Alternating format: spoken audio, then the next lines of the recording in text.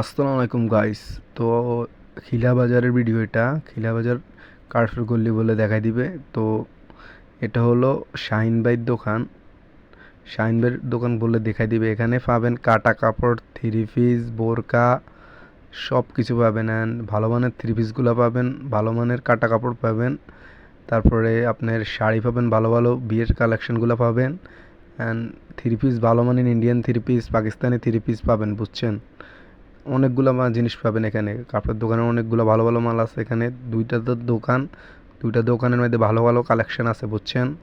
আসলে ডিসকাউন্টও পাবেন, বুঝছেন। সবাই চলে আসবেন এই দোকানে। আসসালামু আলাইকুম।